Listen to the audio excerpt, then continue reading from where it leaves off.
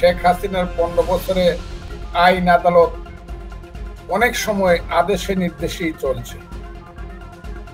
আর এখন যে আইন আদালত আছে সর্বোচ্চ কোর্ট থেকে ধরে, এটা চলছে বলে আমার মনে হয়।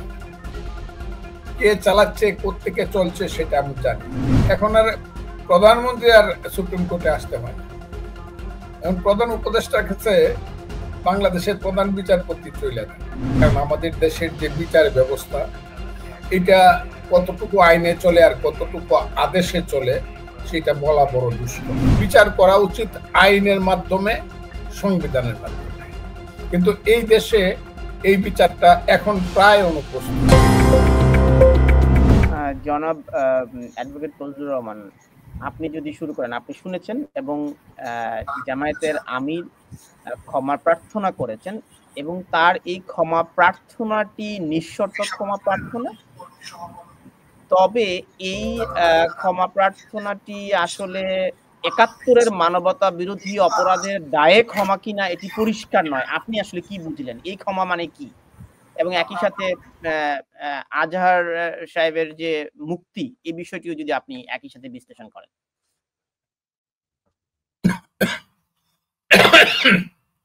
আমার জন্য প্রশ্নটা, যেহেতু আমি মুক্তিযোদ্ধা, এটা আমার জন্য একটা উপযুক্ত প্রশ্ন আপনি করেছেন, কিন্তু প্রশ্নটা খুবই বিব্রতকর এবং জটিল এবং কঠিন প্রশ্ন। ১ নম্বর কারণ হইল, বাংলাদেশের সর্বোচ্চ আদালত সুপ্রিম কোর্টের অ্যাপিলেট ডিভিশন ফুল বেঞ্চ শুনানির পরে তার কারাদণ্ড বা ফাঁসির আদেশ বাতিল করে তাকে নিঃশর্ত মুক্তি দিয়েছে। এইটা আমি কোনো চ্যালেঞ্জ করতে পারি না। আদালতের রায়টা আমি চ্যালেঞ্জ করছি না। কিন্তু আমাদের দেশে এখন যা চলছে, দিনের পর দিন, ওই যে আমার কোনো কথা বললেই ওই শাহ আব্দুল করিমের একটা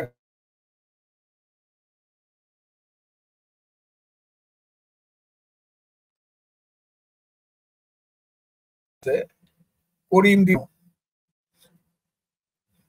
দিন থেকে দিন আসছে যে কঠিন। আর বাংলাদেশের আইন আদালত ৭২ সনে যেমন ছিল, এরপর আরেকটু খারাপ হয়েছে, তারপরে আরেকটু খারাপ হয়েছে, তারপরে আরেকটু খারাপ হয়েছে। শেখ হাসিনার 15 বছরে আইন আদালত অনেক সময় আদেশে নির্দেশেই চলছে। আর এখন যে আইন আদালত আছে সর্বোচ্চ কোর্ট থেকে ধরে, এটা চলছে বলে আমার মনে হয় না। কে চালাচ্ছে, কোত্থেকে চলছে সেটা আমি জানি না। আমি শেখ হাসিনা আমল দেখতাম প্রধানমন্ত্রীকে প্রধান অতিথি করে সুপ্রিম কোর্টের প্রতিষ্ঠা বার্ষিকীতে আনা শুরু করলেন এস কে সিনহা, বিচারপতি, প্রধান বিচারপতি এস কে সিনহা। উনি প্রধানমন্ত্রীকে প্রধান অতিথি করে আনা শুরু করলেন এবং এইটাকে হাইকোর্টটাকে, অঙ্গনটাকে সুপ্রিম কোর্টের প্রধানমন্ত্রীর বাড়ি ঘর বানায় ফেললেন। ওইটা আমি সেদিনও পছন্দ করি নাই, সমালোচনা করেছি। এখন দেখলাম আরো একটু আগায়, এখন আর প্রধানমন্ত্রী আর সুপ্রিম কোর্টে আসতে হয় না। এখন প্রধান উপদেষ্টার কাছে বাংলাদেশের প্রধান বিচারপতি চলে যান। এইটা বোধহয় এই প্রথম ৫৪ বছরের জীবনে। এটা ভালো কি মন্দ আমি আর এই প্রশ্নটা এখন তুললাম না। এই কারণে তুললাম না যে আমি কোর্টে ওকালতি করি আজকে প্রায় ৫০ বছর। আমি সেই পথে গেলাম না। কিন্তু বিচারে যার ফাঁসি হয়েছিল তখন কেন হয়েছিল, এখন কেন উনি সাজা থেকে মওকুফ পেলেন, এটা একদিন ইতিহাস বিচার করবে। কারণ আমাদের দেশের যে বিচার ব্যবস্থা, এটা কতটুকু আইনে চলে আর কতটুকু আদেশে চলে সেটা বলা বড় দুষ্কর। আমি এই কথাটুকুর জন্য হয়তো বা সমালোচিত হব, এতে আমি কোনো আপত্তি করছি না। তবে আমার মনে হয় বা একটা দেশের সবচেয়ে কঠিন অবস্থার সৃষ্টি হয়, সবচেয়ে অধপতনের সৃষ্টি হয় যে দেশে বিচার ব্যবস্থা থাকে না।